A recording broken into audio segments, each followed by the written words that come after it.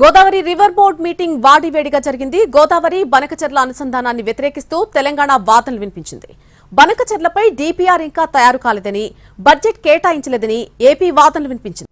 గోదావరి నది యాజమాన్య board GRMB సమావేశం హైదరాబాద్లోని జలసౌధలో జరిగింది. ఏపీ ప్రభుత్వం తలపెట్టిన గోదావరి బనకచెర్ల ప్రాజెక్టు గురించి తెలంగాణ అనేక అభ్యంతరాలు వ్యక్తం చేసింది. ఏపీ ప్రభుత్వం సమాచారం, వివరాలు దాచిపెడుతోందని తెలంగాణ అధికారులు ఆరోపించారు. ప్రాజెక్టు అంశంపై బోర్డుకు కేంద్రం నుంచి లేఖ వచ్చి 5 నెలలు గడిచాయని, కేంద్రం నుంచి లేఖలొచ్చినా తమకు కనీసం సమాచారం ఇవ్వలేదని అన్నారు. బనకచెర్ల ప్రాజెక్టు పూర్తి వివరాలు, దానివల్ల తెలంగాణపై ప్రభావం తదితర వివరాలు ఏపీ ప్రభుత్వానికి అందించాలని తెలంగాణ అధికారులు బోర్డును కోరారు.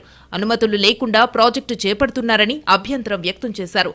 దీనిపై స్పందించిన ఏపీ అధికారులు బనకచెర్ల ప్రాజెక్టుకు ఇంకా డీపీఆర్ తయారు చేయలేదని వివరణ ఇచ్చారు.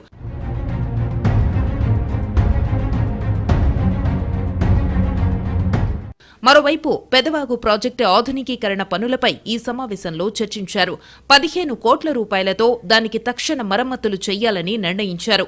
ఈ సందర్భంగా రాష్ట్రాలను సంప్రదించకుండానే బోర్డు సమావేశాలు నిర్వహిస్తున్నారనే ప్రస్తావన వచ్చింది. అంతేకాకుండా జీఆర్ఎంబీలో డిప్యూటేషన్పై పనిచేస్తున్న ఏపీ, తెలంగాణకు చెందిన అధికారులను వేధిస్తున్నారని, మహిళా ఉద్యోగులను అసభ్యకర మాటలతో దూషిస్తున్నారని ఫిర్యాదు చేశారు. మరోవైపు మంగళవారం హైదరాబాద్లో పోలవరం ప్రాజెక్టు అథారిటీ సమావేశం కానుంది.